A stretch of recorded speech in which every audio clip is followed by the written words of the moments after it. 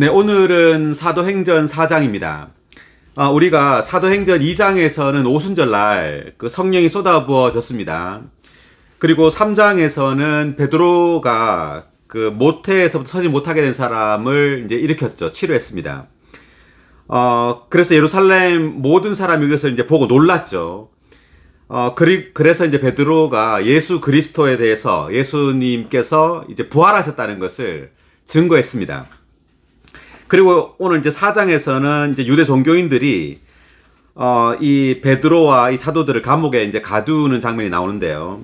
사도행전 4장을 이제 보면서 이야기해 보겠습니다. 1절 사도들이 백성들에게 말하고 있을 때 제사장들과 성전 경비대장과 사두개인들이 그들에게 왔다. 지금 세 종류의 사람들이 왔네요. 제사장들, 성전 경비대장과 이제 사두개인들. 특별히 이제 사두개인들은 부활과 천사와 영을 믿지 않죠. 우리가 사도행전 어디죠? 일단 마태복음 3장 7절부터 한번 보겠습니다.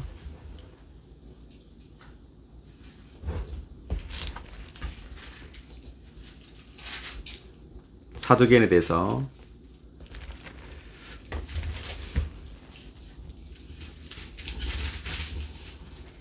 요한은 많은 바리새인들과 사두개인들이 침례주는 곳으로 오는 것을 보고 말하였다.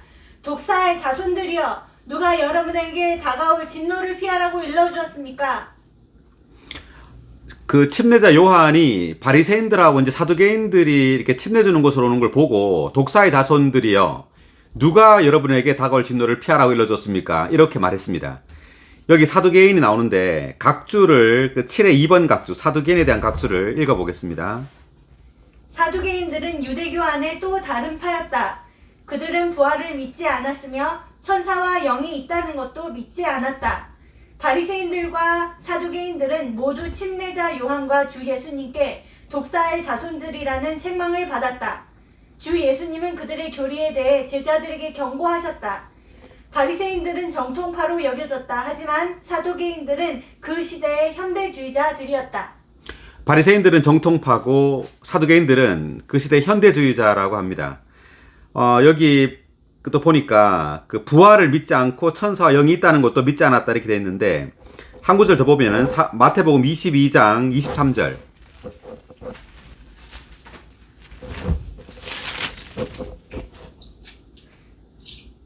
같은 날 부활이 없다고 주장하는 사두개인들이 예수님께 나와 물었다.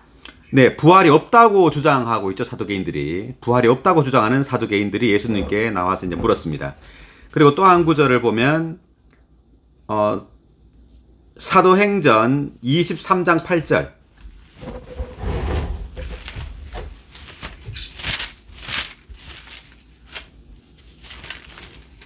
왜냐하면 사두개인들은 부활도 없고 천사도 없고 영도 없다고 하지만 바리새인들은 다 있다고 시인하기 때문이다. 아멘. 예, 사두개인들은 부활도 없고 천사도 없고 영도 없다. 이제 보이지 않는 건 다 안 믿는 겁니다. 지금 사두개인들은. 자, 그래서 다시 돌아와서 사장에 보니까 이제 사두개인들이 왔어요. 이제 사도들한테 2절 보니까 그들은 사도들이 예수님을 의지하여 백성을 가르치며 죽은 사람들 가운데에서 부활하신 것을 전하고 있는 것에 격분하여라고 말했습니다. 우리가 사도행전 이제 2장과 3장에서 베드로가 예수님께서 부활하셨다는 것을 전하고 있죠. 부활을 전하고 있기 때문에 이제 여기에 이제 격분한 겁니다. 그래서 3절을 보니까 사도들을 붙잡았어요. 날이 이미 저물었기 때문에 이튿날까지 이제 가두어 두었습니다. 감옥에. 그러나 말씀을 들은 사람들 가운데 많은 사람이 믿었는데 남자의 수가 약 5,000명이나 되었다. 남자만 5,000명이 믿었죠. 우리가 그 전에 베드로가 사도행전 2장에서는 몇 명이 믿었죠? 3,000명? 사도행전 2장 41절 보세요. 3,000명. 네, 3,000명이 믿었죠. 2장 41절을 보니까 그의 말을 받아들인 사람들이 침례를 받았는데 그날에 약 3,000명의 사람들이 더해졌다. 이렇게 돼 있고 지금 여기에서는 남자만 5,000명이죠. 네. 네, 그러니까 뭐 여자 뭐 어린애까지 합치면은 뭐 몇 명이 될지 모르겠지만 어쨌든 남자만 5천 명이라고 말했습니다. 그리고 5절 이튿날 백성의 관원들과 장로들과 율법학자들이 예루살렘에 모였다. 대제사장 안나스와 가야바를 비롯하여 요한과 알렉산더와 대제사장의 친족들도 모두 참석하였다. 6절의 대제사장이 누구예요? 안나스와 가야바. 안나스와 가야바입니다. 이 사람들은 예수님을 또 이렇게 예수님을 심판했던 사람들이에요. 또 동일한 사람들입니다. 요한복음 18장 13절 한번 보세요.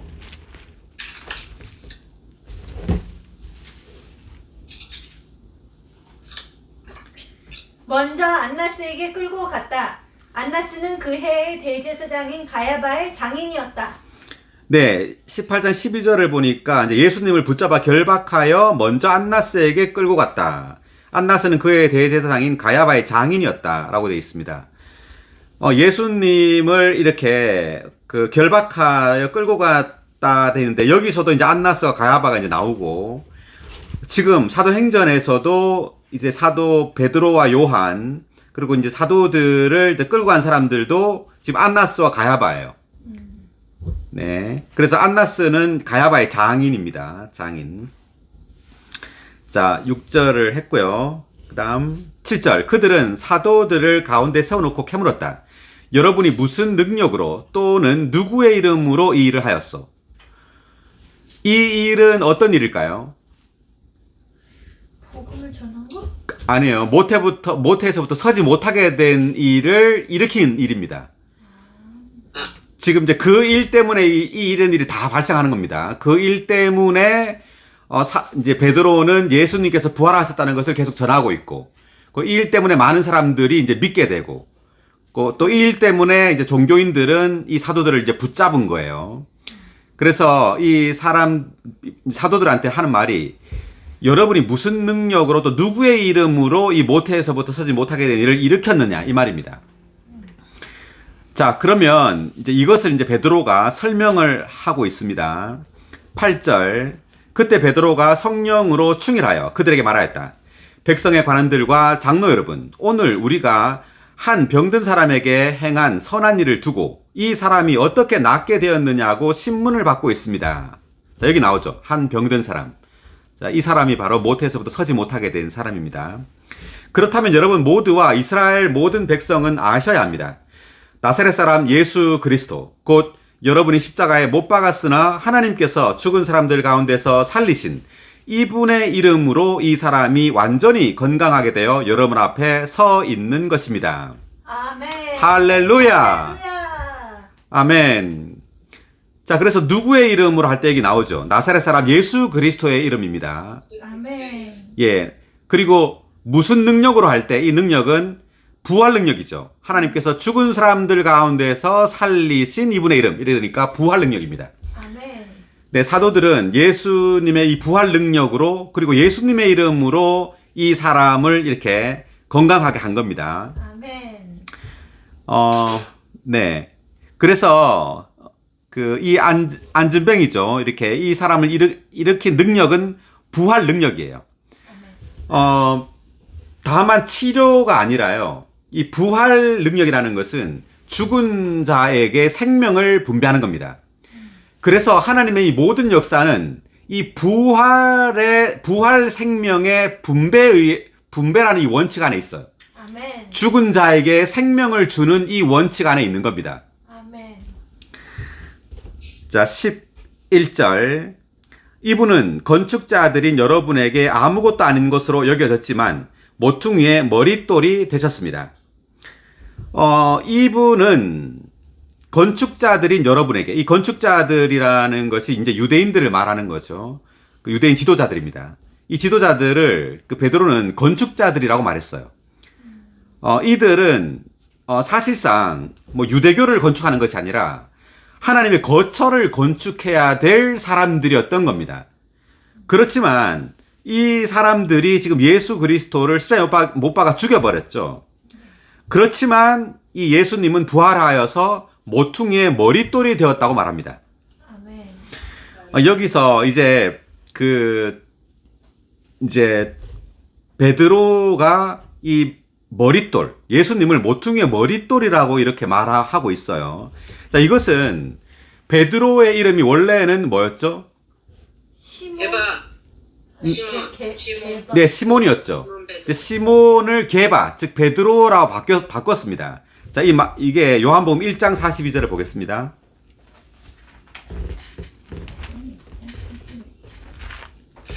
그가 먼저 자기 형제 시몬을 찾아가 말하였다. 우리가 메시아를 만났다. 메시아는 번역하면 그리스도이다. 그 다음 42절. 1장 42절. 네. 안드레가 시몬을 예수님께 데려오니 예수님께서 그를 주의 깊게 보시며 말씀하셨다. 그대는 요한의 아들 시몬입니다. 그대가 게바라 불릴 것입니다. 게바는 번역하면 베드로이다. 네, 게바라는 이름을 번역하면 베드로라고 했습니다. 베드로라는 말의 뜻이 뭐죠? 돌. 돌 네, 42의 1번 각주 한번 읽어주세요. 베드로는 돌을 의미한다. 마태복음 16장 18절에서 주님은 교회 건축에 관하여 베드로에게 말씀하실 때 이 단어를 언급하셨다. 베드로는 틀림없이 돌이라는 단어에서 살아있는 돌이 영적인 집, 곧 교회로 건축된다는 개념을 얻었을 것이다. 여기서 돌은 변화시키는 일, 즉 하나님의 건축을 위하여 재료를 산출하는 일을 나타낸다. 네, 이 돌이라는 그 베드로라는 이 이름은요, 굉장히 중요한데, 우리가 하나님 그 사람을 창조할 때 그 재료가 뭐였어요? 흙. 네, 흙이었습니다. 그런데 이 흙이 돌로 변화됐다는 것을 의미해요. 아멘. 네, 우리가 이 신성한 생명에 의해서 거듭날 때 우리는 흙에서 돌로 변화되는 겁니다. 아멘. 그리고 이 돌이 계속해서 신성한 생명에 의해서 변화될 때, 열과 압력에 의해서 이렇게 변화될 때 이 돌은 보석이 되죠. 아멘. 네, 그래서 이 보석으로 우리는 하나님의 거처로 지어지는 겁니다. 아멘. 네, 우리는 계속해서 이렇게 신성한 생명에 의해서 변화돼야 돼요. 아멘. 네. 다시 이제 돌아와서 보면은요. 그 11절에서 지금 그 베드로는 예수 그리스도를 모퉁이의 머릿돌이라고 했는데 이 돌이라는 이 개념은 건축을 위한 용어입니다. 그래서 하나님의 이 갈망은 이 땅에 그분의 거처를 건축하는 거예요. 아멘. 네. 우리가 요한복음 2장 19절을 보겠습니다.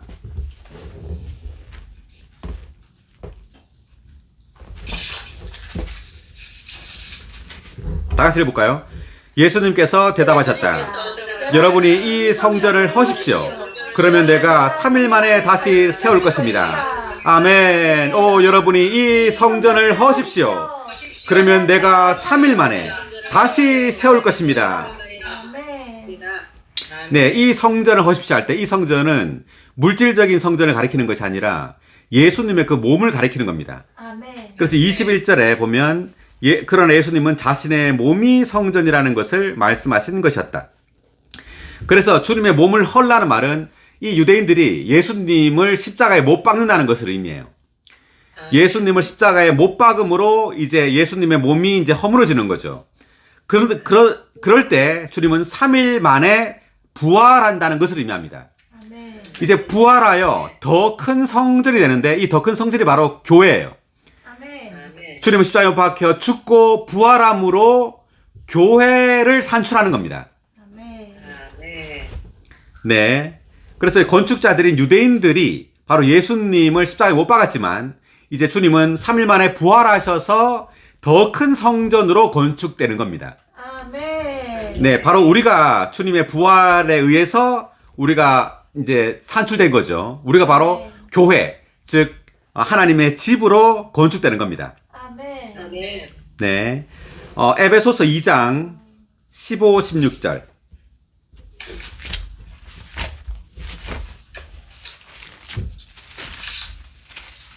아니요. 에베소서 2장. 잠깐만요. 2장 15, 16절이 아니라 21절, 22절입니다. 21, 22. 그분 전체가 건축물 전체가 함께 연결되고 자람으로써 주님 안에서 성전이 되고 있습니다. 여러분도 또한 그 안에서 함께 건축되어 영 안에 있는 하나님의 거처가 되고 있습니다. 아멘. 네, 21, 22절 다 함께 읽어볼까요? 그분 안에서 건축물 전체가 함께 연결되어 자람으로써 주님 안에서 성전이 되고 있습니다.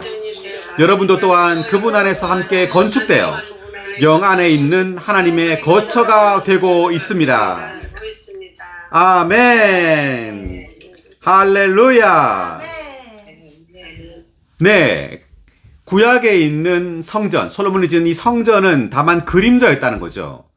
이 구약에 있는 물질적인 이 성전의 실제는 바로 신약에 있는 교회입니다. 우리가 바로 하나님의 성전이에요. 네, 우리가 지금 생명 안에서 자람으로 하나님의 거처가 되고 있는 겁니다. 할렐루야. 네, 우리가 바로 함께 건축되어 영 안에 있는 하나님의 거처가 되고 있습니다. 아멘. 네, 그리고 다시 베드로의 글을 하나 더 보겠습니다. 베드로 전서 2장 4, 5절.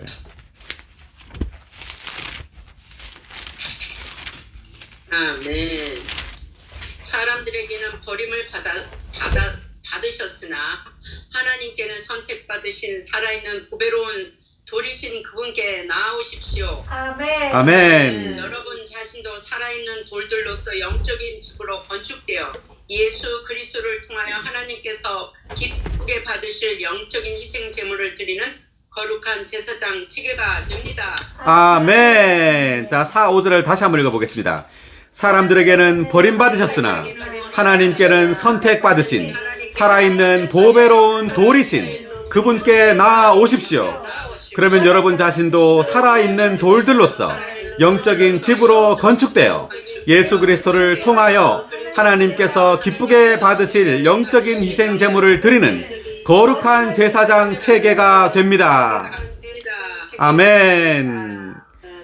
예, 베드로는 여기서 예수님을 살아있는 보배로운 돌이라고 이렇게 말하고요. 또 우리도 5절에서 우리도 살아있는 돌들이라고 말하죠. 그래서 우리는 살아있는 돌들로서 영적인 집으로 건축된다고 말합니다. 네, 이 영적인 집이 바로 또 거룩한 제사장 체계입니다. 네, 아멘. 자, 여기 4의 1번 각주를 한번 읽어보겠습니다. 살아있는 돌은 생명을 가졌을 뿐 아니라 생명 안에서 자라기도 한다. 이 살아있는 돌은 바로 하나님의 건축물을 위한 그리스도이다. 여기에서 베드로의 은유적인 표현은 식물의 생명에 속한 씨에서 광물에 속한 돌로 바뀐다. 씨는 생명을 심기 위한 것이고 돌은 건축물을 위한 것이다. 베드로의 사상은 생명을 심는 것에서 하나님의 건축물로 전진했다. 네, 여기까지. 그래서 우리가 이제 돌이라고 말할 때 이것은 건축을 위한 건데 돌은 아주 단단하죠. 그리고 아주 견고합니다. 우리가 영 안에서 신성한 생명에서 거듭났지만 계속해서 변화돼야 돼요. 변화되어서 아주 단단한 돌이 돼야 됩니다. 그럴 때 우리는 건축될 수 있어요. 우리가 교회 생활 안에서 생명이 자라지 않으면 건축될 수가 없어요. 매우 약하기 때문에. 그래서 우리는 교회 생활 안에서 많은 어떤 환경과 그리고 어떤 고통, 고난 이런 것을 통해서 점점점 생명 안에서 이제 자라게 되는 겁니다. 그럴 때 우리는 다른 이들과 협력하고 동력할 수 있게 되는 이게 건축할 수 있는 지체가 될 수 있습니다. 네, 우리는 반드시 혼안에서 변화돼야 돼요. 네, 이걸 위해서 우리는 살아있는 돌이신 주님께로 이제 가야 된다고 말하고 있습니다. 베드로는. 아멘. 아멘. 자, 이제 12절 돌아와서 그러므로 다른 이에게서는 구원을 받을 수 없습니다.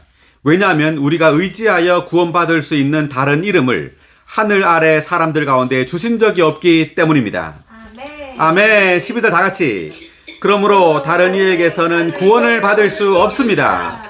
왜냐하면 우리가 의지하여 구원받을 수 있는 다른 이름을 하늘 아래 사람들 가운데 주신 적이 없기 때문입니다. 아멘. 다른 이에게서는 구원을 받을 수 없습니다. 아멘. 네, 우리가 선행을 행한다고 구원받는 게 아니죠.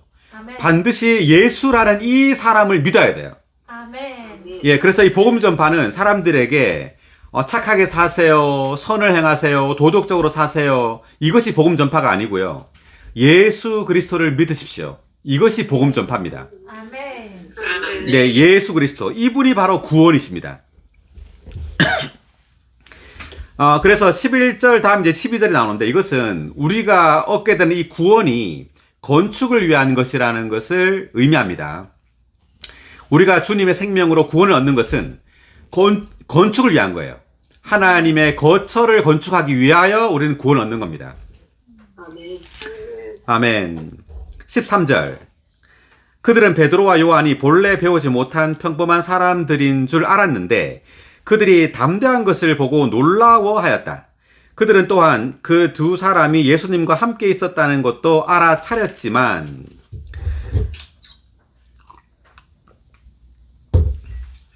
지금 베드로 요한은 예루살렘 사람들이 아니죠. 갈릴리 사람들이에요.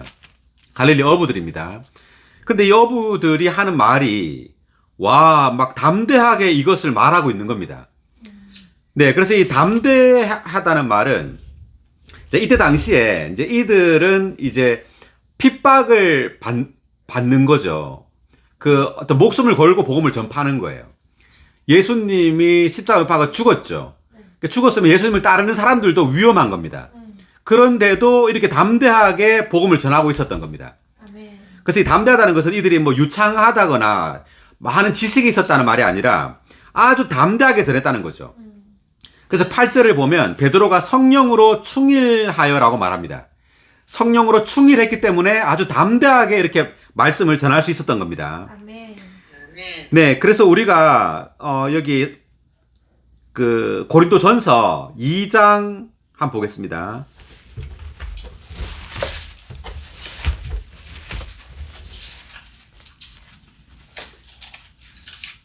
자, 2장 1절을 먼저 읽어주세요. 형제님들, 내가 여러분에게 가서 하나님의 비밀을 전할 때에 탁월한 말이나 지혜로 하지 않았습니다. 아멘. 아멘. 네, 베드로가 하는 말입니다. 내가 형제 여러분에 가서 하나님의 비밀을 전할 때 어떤 탁월한 말이나 지혜로 하지 않았다. 이것은 사람의 어떤 지혜나 어떤 유창함으로 말하지 않았다는 거죠. 아멘. 네, 4절, 5절도 읽어주세요.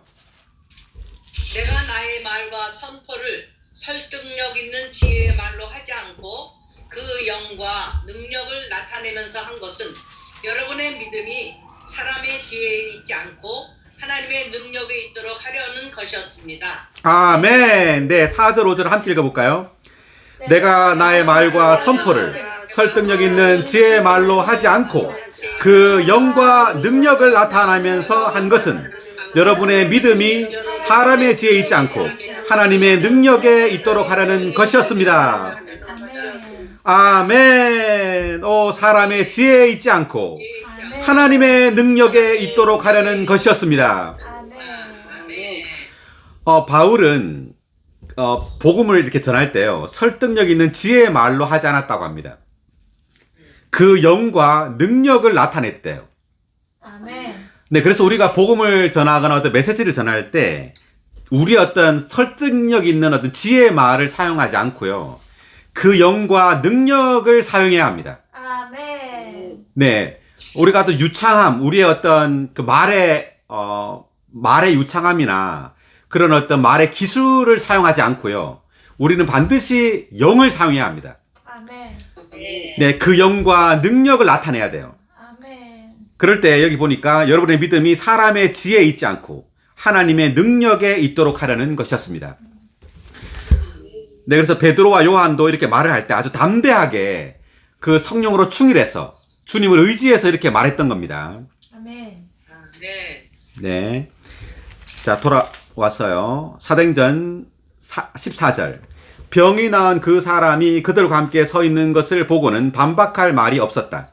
그래서 그들은 사도들에게 공회에서 나가라고 명령하고서 자기들끼리 의논하였다. 우리가 이 두 사람을 어떻게 하면 좋겠습니까? 뚜렷한 표적이 이들을 통해서 나타났다는 것이 예루살렘에 사는 모든 사람에게 알려졌으며 우리도 그것을 부인할 수 없습니다. 자, 이 말은 그 성문 앞에서 이렇게 구걸하던 모태에서부터 서지 못하게 되는 일이 이가 나았잖아요. 자, 이것이 예루살렘에 사는 모든 사람들이 이것을 알게 됐다는 겁니다. 그래서 이것을 부인할 수가 없다는 거죠. 17절. 그러나 이 일이 백성들 가운데 더 퍼지지 않도록 그들을 위협하여 더 이상 이 이름으로 아무에게도 말하지 못하게 합시다. 그리고 그들은 그 두 사람을 불러들인 후 절대로 예수님의 이름으로 말하지도 말고 가르치지도 말라고 명령하였다. 자, 예수님의 이름으로 이제 말하지 말라고 합니다.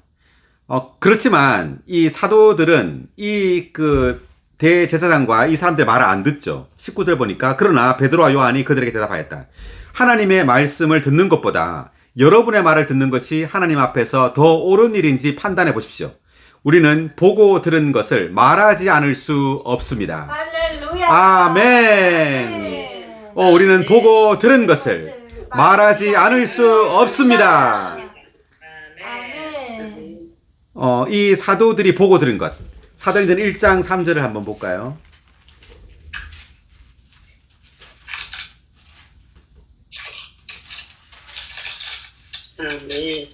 예수님께서 받으신 후 자신이 살아있다는 것을 확실하고도 많은 증거로 사도들에게 보여주셨고 40일 동안 그들에게 나타나시어 하나님의 왕국에 관한 것들을 말씀하셨다. 아멘. 네, 3절을 보니까 자신이 살아있다는 것을 이제 40일 동안 보여줬죠. 사도들은 부활하신 예수님을 본 거예요, 40일 동안. 그리고 예수님이 하나님의 왕국에 관한 것들을 말씀했습니다. 그래서 사도들은 40일 동안 예수님에게서 직접 하나님의 왕국에 관한 것들을 들은 겁니다. 그래서 사도가 말하기를 우리는 보고 들은 것을 말하지 않을 수 없다고 말한 거죠. 네, 그래서 본 것은 바로 예수님을 부활하신 예수 그리스도를 봤고 들은 것은 하나님의 왕국에 관한 것들을 이제 들은 겁니다. 이것을 계속 말하고 다닌 거예요.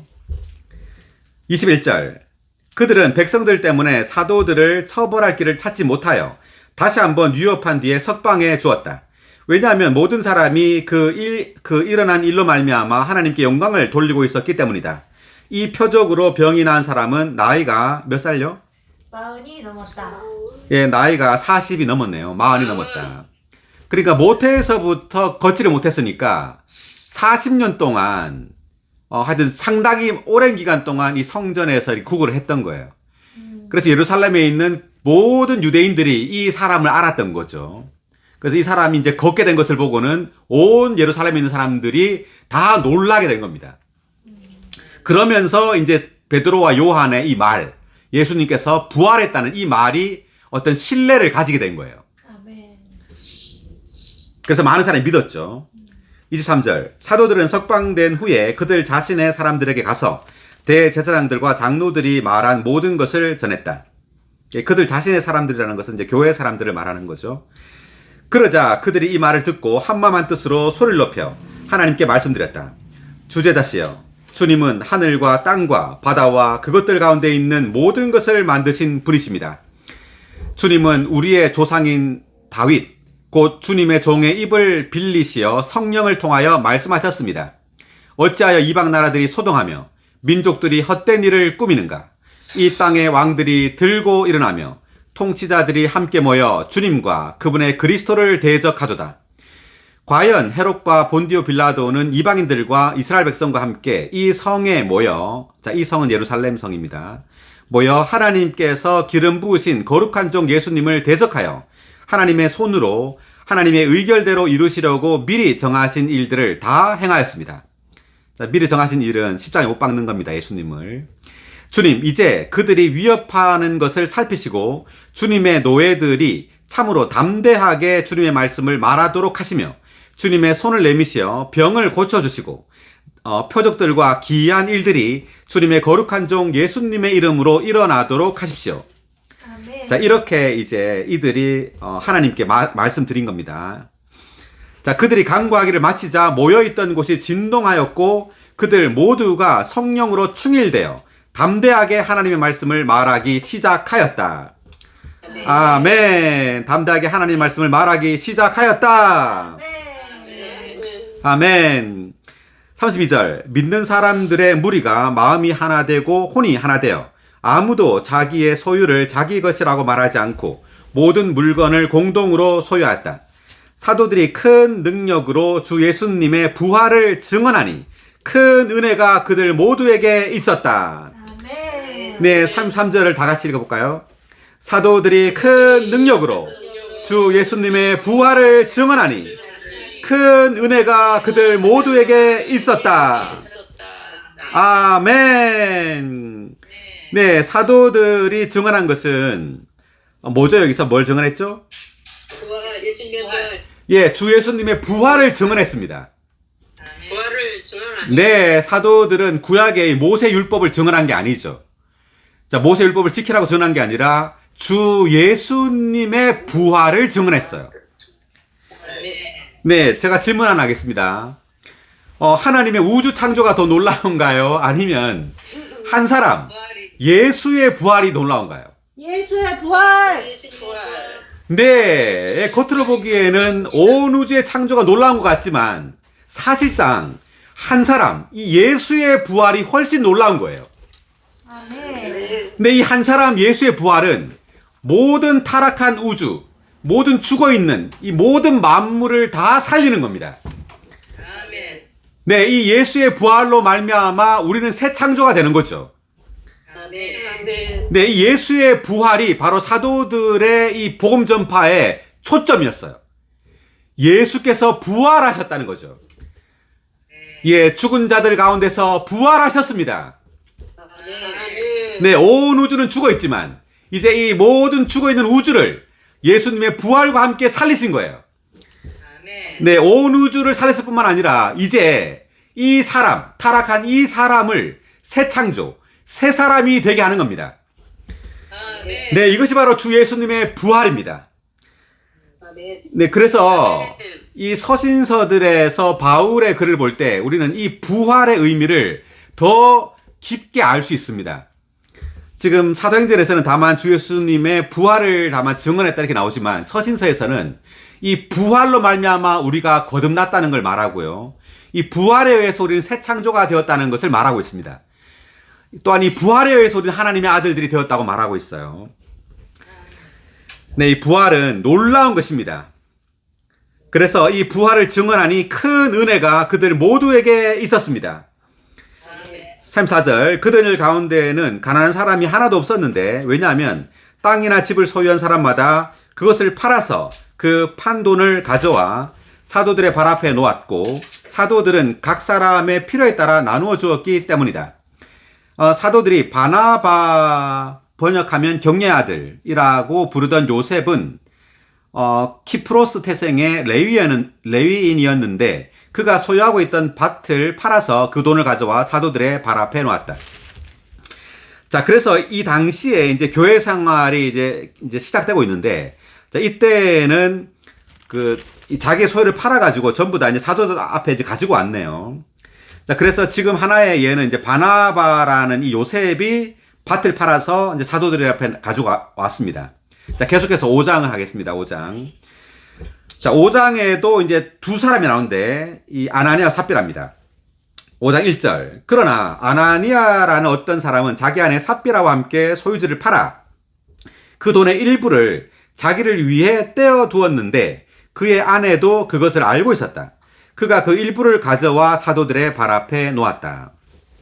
아나니아가 남편이고요. 삽비라는 아내입니다. 그런데 밭을 팔았어요. 이들도. 자, 팔아가지고 그 돈의 일부를 떼어놓고 그 일부만 사도들 앞에 가져왔습니다.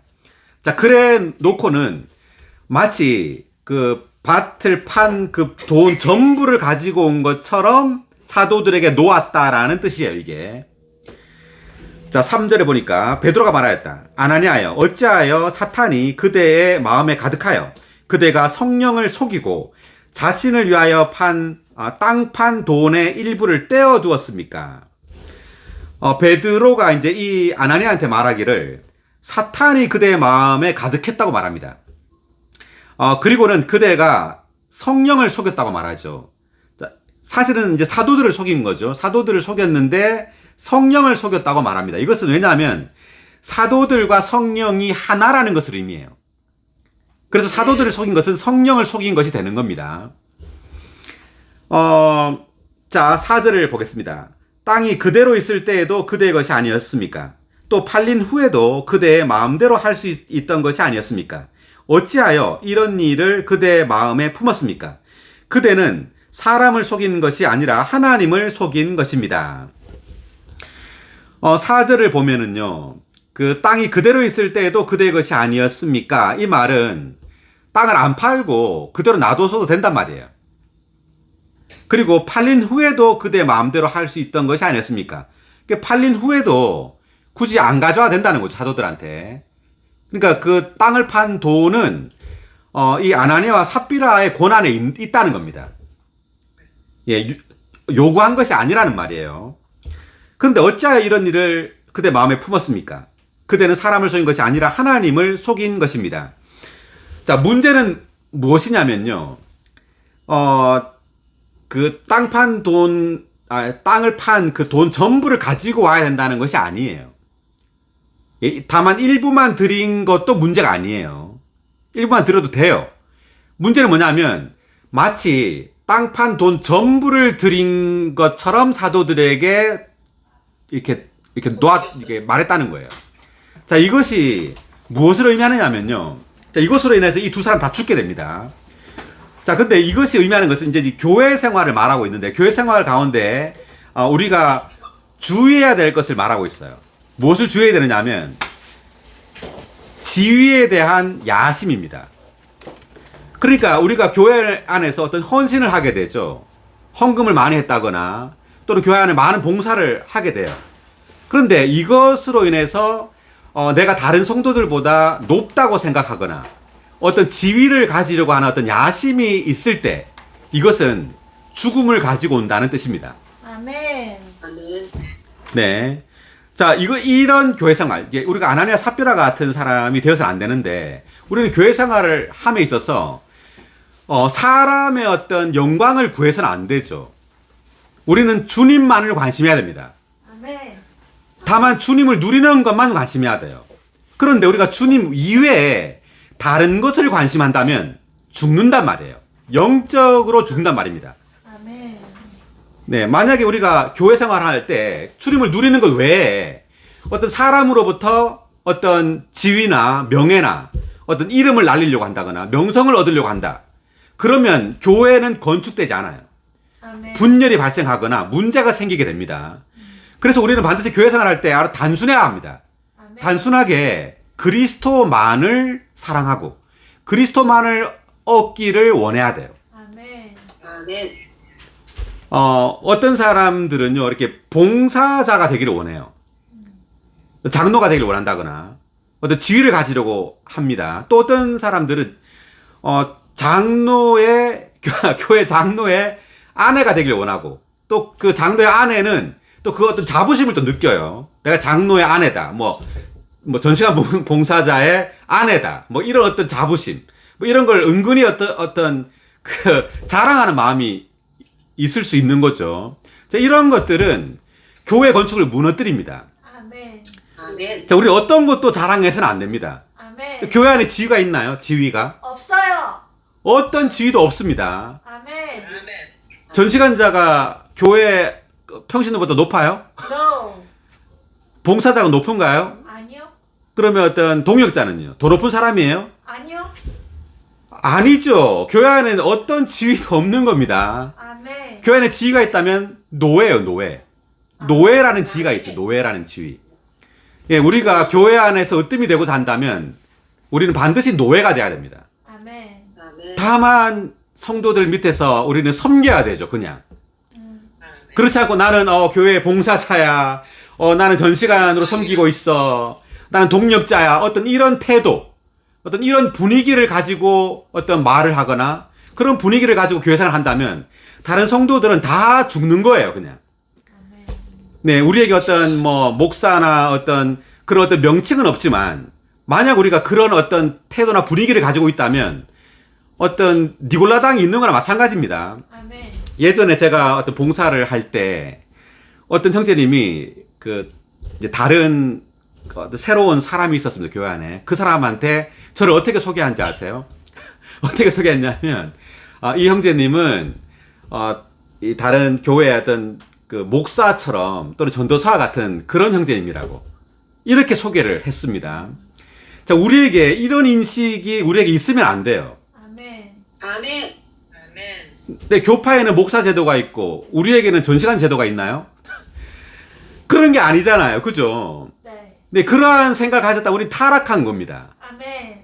우린 다만 형제예요, 형제. 아멘. 네, 그래서 이 아나니아 삽비라 이 이야기는 교회 생활을 함에 있어서 우리에게는 그 어떤 사람으로부터 어떤 영광도 갖지 말아야 된다. 아멘. 네, 우리는 다만 주님을 관심하고 다만 주님을 누려야 된다는 거죠. 아멘. 아멘. 할렐루야. 할렐루야. 할렐루야. 자, 5절입니다. 아나니아가 이 말을 듣고 쓰러져 숨을 거두었으며 이 소문을 들은 모든 사람이 크게 두려워하였다. 젊은 사람들이 일어나 그 시체를 싸서 메고 나가 묻었다. 3시간쯤 지나서 아나니아의 아내가 무슨 일이 일어났는지 알지 못하고 들어오니, 아나니아 아내가 누구죠? 삽비라.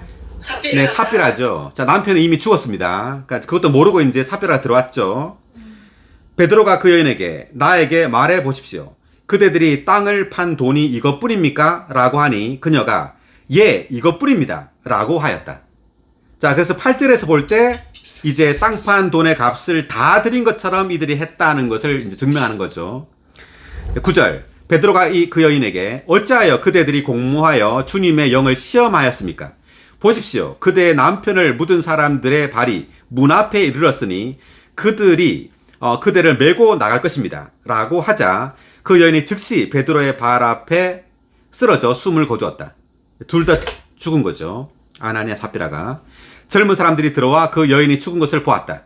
그리고 그들이 그녀를 메고 나가 남편 곁에 묻으니 온 교회와 이 일을 들은 사람들이 모두 크게 두려워하였다. 네. 자, 여기 잠깐 한 가지를 더 보면요. 3절에 보면 성령을 속이고 라고 나오고요. 4절을 보면 하나님을 속인 것입니다. 라고 나오죠. 그리고 9절에 보면 주님의 영을 시험하였습니까? 라고 나옵니다. 그래서 3절의 성령과 4절의 하나님과 9절의 주님의 영이 다 하나라는 것을 의미해요. 네, 성령이 하나님이고 하나님이 주님의 영이라는 말입니다. 네. 아멘. 자, 12절. 사도들의 손을 통하여 많은 표적들과 기이한 일들이 백성 가운데서 일어났다. 믿는 사람들이 모두 한마음한 뜻으로 솔로몬 행각에 모이곤 하였다. 그 나머지 사람들은 아무도 감히 그들에게 끼어들지 못하였으나 백성은 그들을 칭찬하였다. 믿는 이들이 더욱더 주님께 더해져 남자들과 여자들이 큰 무리를 이루었다. 사람들은 심지어 병든 사람들을 메고 길거리에 나가 침상과 자리 위에 뉘어 놓았는데 이것은 베드로가 지나갈 때 그의 그림자라도 그들 중 몇 사람에게 덮이게 하려는 것이었다. 예루살렘 주변에 있는 여러 도시에서 많은 사람이 병든 사람들과 더러운 영들에게 시달리던 사람들을 데리고 몰려왔는데 그런 사람들이 모두 낫게 되었다. 아멘. 이제 여기 엄청난 어떤 기적이 발생합니다. 어떤 병들이 치유가 되죠. 심지어 베드로의 그림자가 이렇게 덮이면 이렇게 막 낫는다 이런 말입니다. 이게 지금. 그래서 이 당시에 이러한 기적들이 필요했다는 것을 또 의미해요. 사도행전 이 시기에는 이제 과도기죠. 그러니까 지금 이 강력한 유대교, 이 유대교의 영향 아래서 지금 베드로와 요한과 이 사도들의 이 복음 전파는 굉장히 위험했습니다. 그렇기 때문에 이러한 큰 어떤 기적들이 발생하지 않으면 이 예수님을 전파하는 것이 굉장히 힘들었던 거예요. 어려웠던 겁니다. 그래서 이렇게 많은 치유들이 발생했어요. 이러한 치유를 통해서 이제 베드로와 요한의 사역은 힘을 얻게 됩니다. 네, 그렇지만 이것이 이제 이러한 치유가 하나님의 중심적인 일이 아니죠. 아멘. 자, 17절. 대제사장과 그와 함께 있는 모든 사람들, 곧 그 지방 사두개파 사람들이 모두 시기가 가득하여 들고 일어나. 자, 뭐가 가득했죠? 시기. 네, 시기가 가득했죠. 정상적인 사람이라면 베드로와 요한을 따라야 되잖아요. 네. 이런 기적들을 보고 어떻게 안 따르고 시기를 할 수가 있죠? 그러니까 우리가 종교적인 사람들은 이렇습니다. 어떤 우리가 교회 생활할 때 그 생명을 볼 때, 누림이 가득하고 기뻐하는 사람들을 볼 때 우리도 기뻐해야 되잖아요. 그런데 기뻐하지 않고 시기를 합니다. 이 종교적인 사람들처럼. 네. 18절. 사도들을 잡아다가 감옥에 가두었다. 이제 오히려 사도들을 잡아서 감옥에 이제 가두죠. 이 사람들이. 종교인들이. 19절. 그러나 밤중에 주님의 천사가 감옥 문을 열고 그들을 이끌어내며 여러분은 가십시오. 그리고 성전 안에 서시어 이 모든 생명의 말씀을 백성에게 전하십시오. 라고 하니. 자, 20절 다 같이 읽어볼까요? 여러분은 가십시오. 그리고 성전 안에 서시어 이 모든 생명의 말씀을 백성에게 전하십시오. 아멘. 이 모든 생명의 말씀을 백성에게 전하십시오. 라고 하니 아멘. 네, 이 베드로가 전한 이 사도들이 전한 말씀이 무슨 말씀이라고요? 생명의 말씀. 생명의 말씀. 네, 생명의 말씀입니다. 아멘. 그래서 이 말씀은 생명을 준다는 거죠. 아멘. 다만 외적인 어떤 기적이나 어떤 치유를 주는 것이 아니라 생명을 준다는 겁니다. 아멘. 네. 그래서 한 구절 보겠습니다. 빌립보서 2장 15, 16절.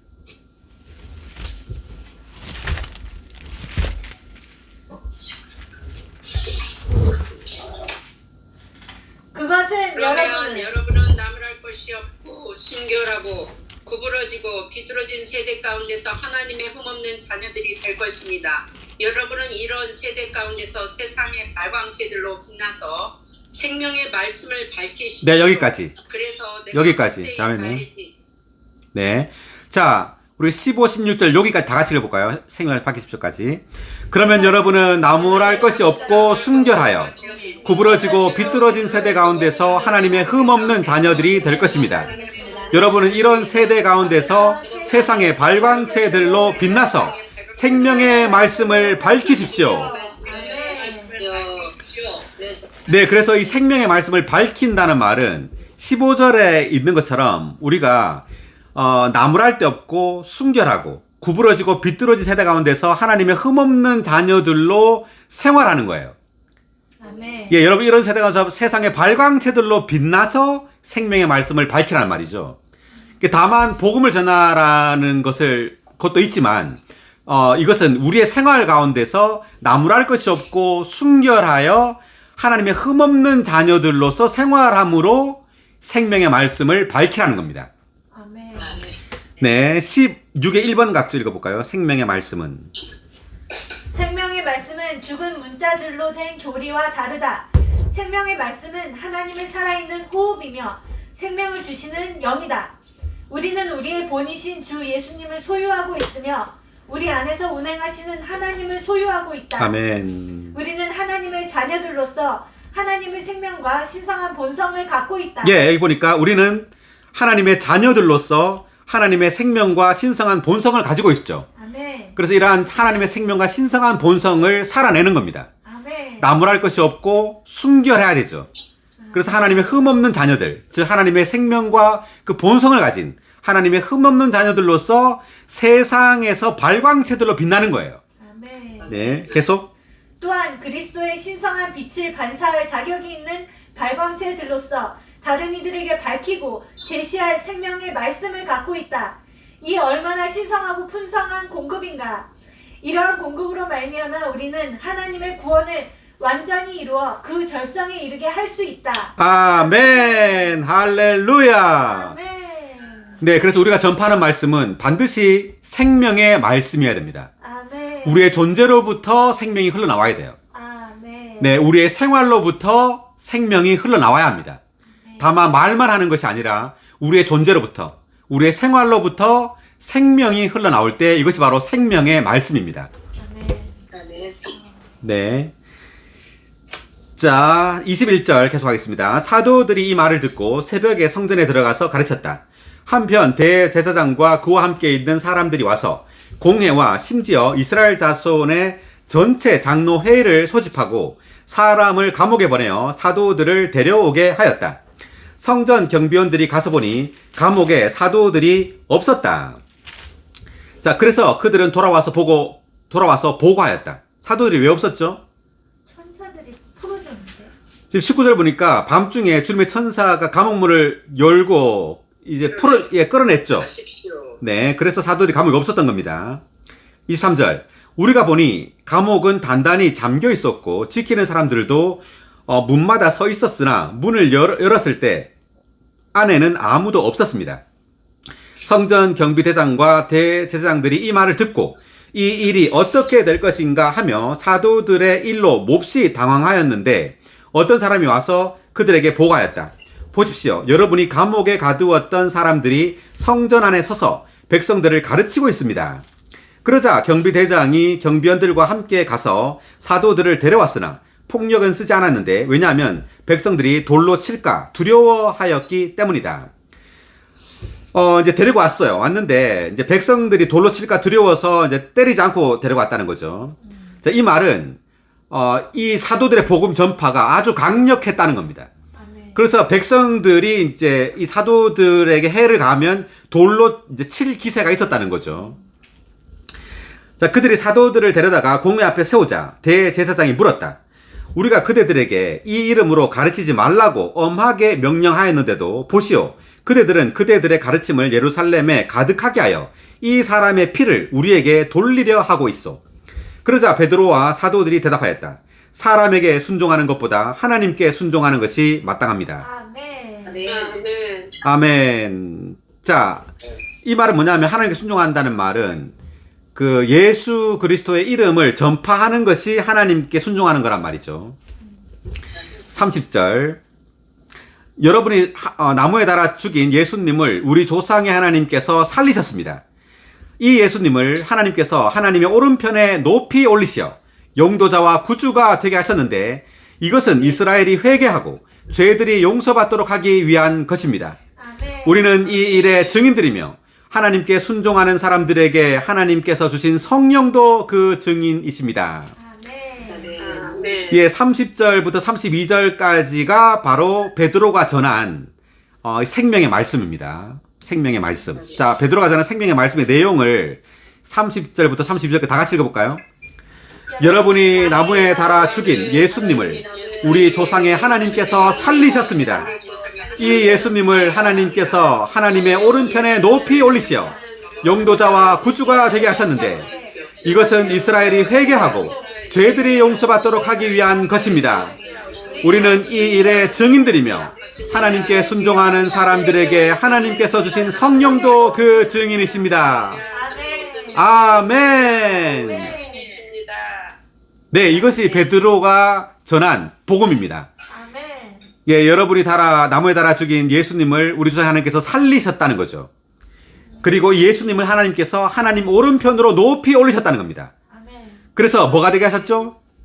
구주, 영도자와 구주. 예, 영도자와 구주가 되게 했답니다. 아멘. 자, 영도자는 영어로 리더라고 번역을 했고요.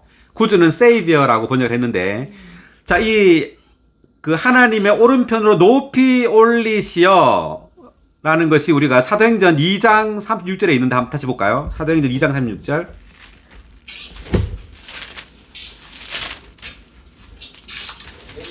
아니죠. 2장 36절.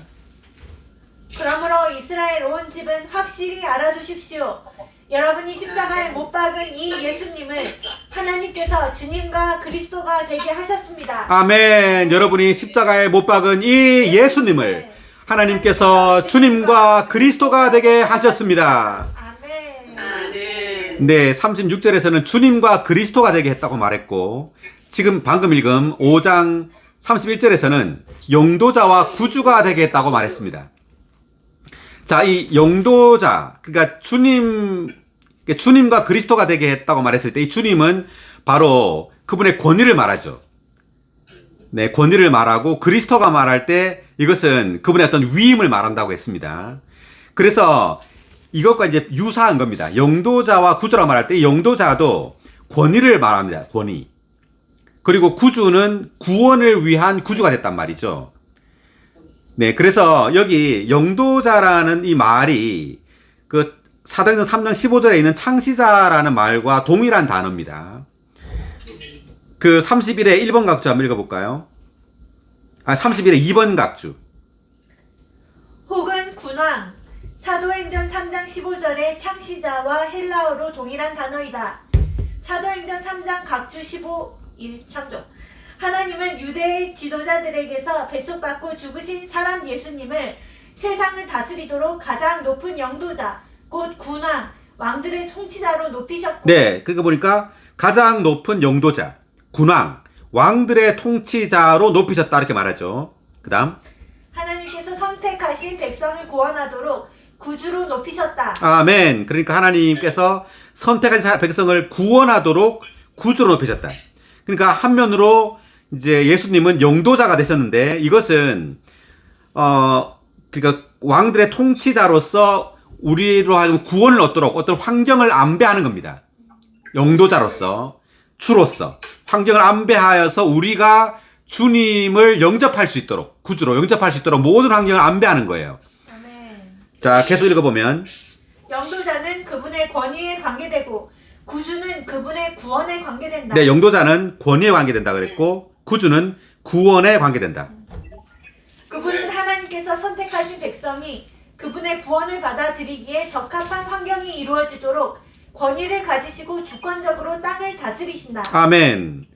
그래서 우리가 구원을 받아들일 수 있도록 하나님께서 모든 환경을 안배하신다는 겁니다. 적합한 환경을 이제 안배를 하신다는 거죠, 땅을. 그래서 그걸 위해서 온 땅을 다스린다는 겁니다.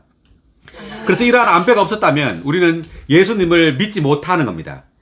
예, 우리에게 어떤 환경과 어떤 안배가 있었기 때문에 우리는 주님을 구주로 영접할 수 있었다는 거죠. 아멘. 네, 그래서 우리가 왕들의 통치자라고 말하는 구절이 있는데 예수님을 계시록 1장 5절. 지금 잡음이 계속 들리는데요. 이게 치 소리 나요. 치 소리가 나요. 자, 어디죠? 요한계시록 또 1장 5절. 신실한 주인이시자 죽은 사람들 가운데서 가장 먼저 나신 분이시며 땅의 왕들의 통치자이신 예수 그리스도께서 여러분에게 은혜와 평강을 주시기를 바랍니다. 아멘. 우리를 사랑하시어 그분 자신의 피로 우리의 죄들에서 해방시켜 주셨을 뿐만 아니라 네, 여기까지. 왕국이 되게 하셨고. 저기 장승숙 자매님, 읽을까요? 장승숙 자매님, 네. 예, 소거해 주세요. 네. 자, 그래서 5절을 보니까 땅의 왕들의 통치자라고 나오죠. 여기서 예수님께서 1장 5절에 땅의 왕들의 통치자라고 나오고, 자, 19장 16절 보세요. 계시록 19장 16절.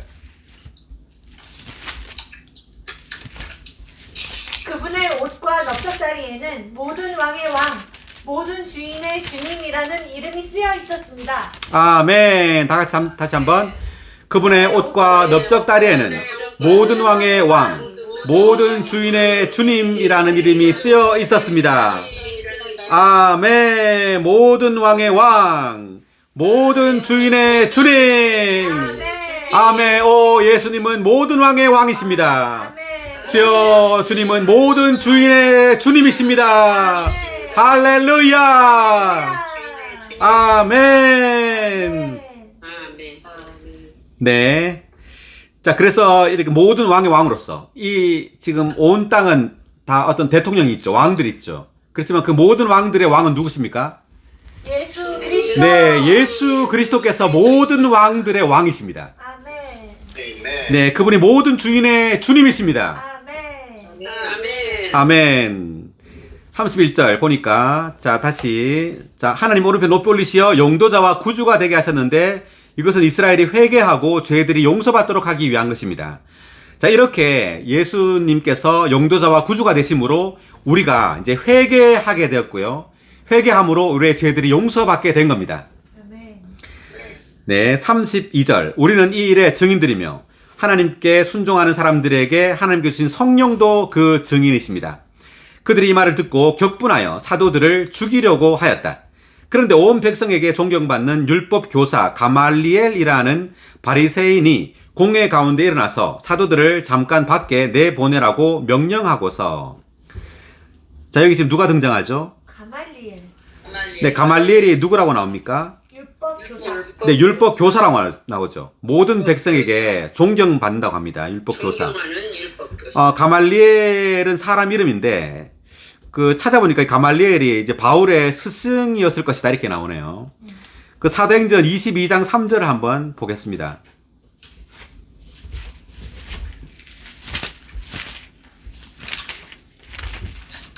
나는 유대인이며 길리기아의 다소에서 태어났으나 이 성에서 자랐으며 가말리엘 문화에서 우리 조상들의 율법에 관해 엄격한 훈련을 받았고 오늘날 여러분 모두처럼 나도 하나님을 위하여 열정적이었습니다. 네.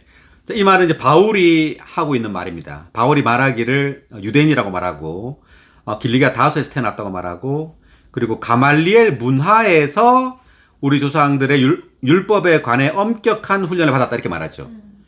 그래서 가말리엘 문화에서 이제 엄격을 받았다니까 가말리엘의 어떤 제자라고 할 수 있겠습니다, 바울이. 자, 35절 다시 돌아와서 사람들에게 말하였다. 이스라엘 사람 여러분, 여러분은 이 사람들을 다루려고 하는 것에 대해 스스로들 조심하십시오. 이전에 드다가 일어나 자기를 위대한 인물이라고 말하자 약 400명이나 되는 사람들이 그에게 동조하였는데 그가 살해된 후에는 그를 추종하던 사람들이 모두 흩어져 사라지고 말았으며.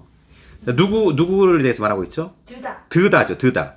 자, 드다라는 사람이 있었는데 살해된 다음에는 다 흩어졌단 말하죠. 추종한 사람들이. 37절. 그 뒤에 호적 등록을 할 때 갈릴리 사람 유다가 일어나 백성을 꿰어 자기를 따르게 하였는데 그도 목숨을 빼앗겼고 그를 추종하던 사람들 역시 다 흩어졌습니다. 두 번째 사람 누구예요? 유다죠. 유다도 많은 사람이 따랐는데 그가 이제 죽은 다음에는 사람들이 이제 다 흩어졌단 말입니다. 38절. 이제 내가 여러분에게 말씀드리겠습니다. 이 사람들에게서 손을 떼고 그들을 내버려 두십시오. 이 모이나 일이 사람에게서 나온 것이라면 무너져 버릴 것입니다. 그러나 하나님에게서 나온 것이라면 여러분이 그들을 무너뜨릴 수 없을 것이며 도리어 하나님을 대적하여 싸우는 자들로 드러날까 두렵습니다. 그러니까 가말리엘이 하는 말은 지금 두 사람이 예를 들었는데 드다와 유다 예를 들어서 이 두 사람이 죽은 다음에는 그 사람을 따르던 사람들이 다 흩어졌다 이렇게 말한 겁니다. 다시 말하면 예수님도 십자가 못 박혀 죽었기 때문에 이제 예수님을 따르던 사람들도 흩어질 것이다. 하나님께로 나오지 않았다면 다 흩어질 것이다 이거죠. 그래서 그냥 가만히 내버려 두라 이런 말입니다. 자, 여기에 대해서 우리가 좀 할 말이 있는데요. 가말리엘이라는 이 사람은 아주 경건하고 존경받는 사람, 그리고 아주 신앙심이 깊은 사람이라고 말할 수 있습니다. 그렇지만 이 사람은 이렇게 사도들을 이렇게 풀어주라고 가만히 이렇게 놔두라고 이렇게 말을 한 거죠. 다시 말하면 어떤 중간에 위치해 있었어요. 적극적으로 따르지 않은 겁니다. 그러니까 많은 사람들이 우리 교회에 있던 이 회복, 그러니까 워치만니 위트니스 리의 말이 참 좋다는 건 알지만 따르진 않아요. 네. 그래서는 안 된다는 거죠. 이 가말리엘이 율법교사 이 가말리엘처럼 이렇게 우리가 다만 경건하고 다만 이렇게 영적인 사람으로 교회 생활을 그냥 평범하게 하는 것이 중요한 것이 아니라 적극적으로 베드로와 요한처럼 이 사람들을 따라야 되는 겁니다. 나중에 이제 바울이 서신을 쓰게 되는데 이게 바울도 마찬가지죠. 많은 사람들은 바울을 따르기도 했지만 또 그냥 중간에 어떤 위치에 있었어요. 우리는 중간에 위치에 있어서는 안 되고 적극적으로 이 사역을 따라야 되는 거죠. 아멘. 자, 다시 돌아와서 40절. 그러자 그들이 가말리엘의 말을 받아들이고 사도들을 불러들여 때린 다음 예수님의 이름으로 말하지 말라고 명령한 후에 석방해 주었다. 자, 예수님의 이름으로 말하지 말라. 특별히 사도행전은 예수님의 이름이 아주 강조됩니다. 예수라는 그 이름. 예수라는 이 이름을 전하면서 사도들은 많은 박해를 받게 돼요. 자, 이것은 예수라는 이름이 가진 의미가 뭐냐면요.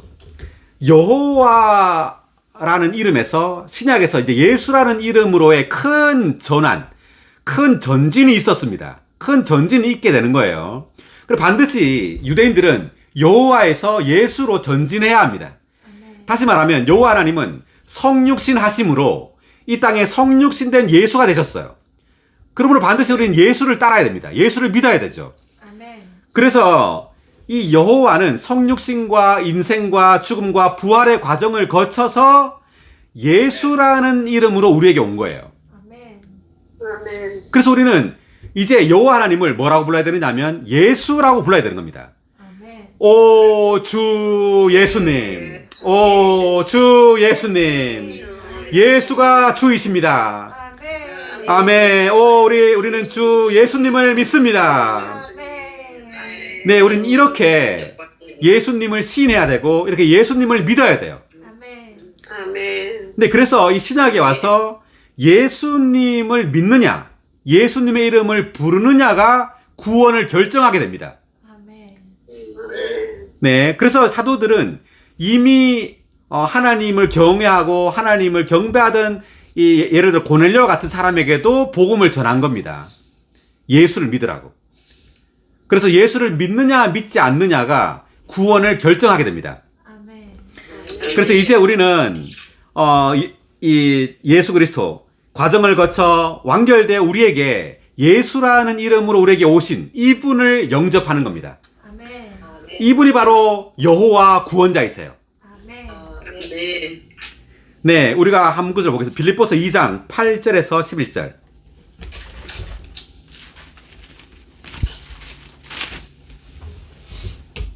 누가 자기의 철학 잠깐만요. 빌립보서입니다. 빌립보서 2장 8절에서 11절 다 같이 읽어보겠습니다. 사람의 형태로 나타나셔서 자신을 낮추시고 순종하시어 죽기까지 하셨습니다. 심지어 십자가에서 죽으셨습니다. 그러므로 하나님께서 그분을 지극히 높이시고 모든 이름 위에 뛰어난 이름을 주시어 하늘에 있는 이들과 땅에 있는 이들과 땅 아래에 있는 이들이 모든 무릎을 예수님의 이름에 꿇도록 하시고 모든 입으로 예수 그리스도께서 주님이시라는 것을 공개적으로 시인하여 하나님 아버지께 영광을 돌리도록 하셨습니다. 아멘. 네, 그러므로 하나님께서 그분을 지극히 높이시고 모든 이름 위에 뛰어난 이름을 주시어 아멘. 하늘에 있는 이들과 땅에 있는 이들과 땅 아래에 있는 이들이 모든 무릎을 예수님의 이름에 꿇도록 하시고 아멘. 11절 다 같이 모든 입으로 예수 그리스도께서 주님이시라는 것을 공개적으로 시인하여 하나님 아버지께 영광을 돌리도록 하셨습니다. 아멘. 예수 그리스도께서 주님이십니다. 예수 그리스도께서 주님이십니다. 할렐루야. 네, 예수 그리스도께서 주님이십니다. 아멘. 네, 41절 돌아와서 사도들은 그 이름을 위하여 모욕당할 자격이 있는 사람으로 여겨진 것을 기뻐하면서 공의 앞을 떠났다.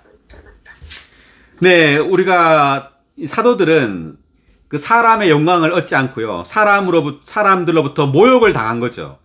모욕과 박해를 받은 겁니다. 이렇게 박해, 감옥, 이런 핍박을 받음으로 하나님으로부터 자격을 얻은 겁니다.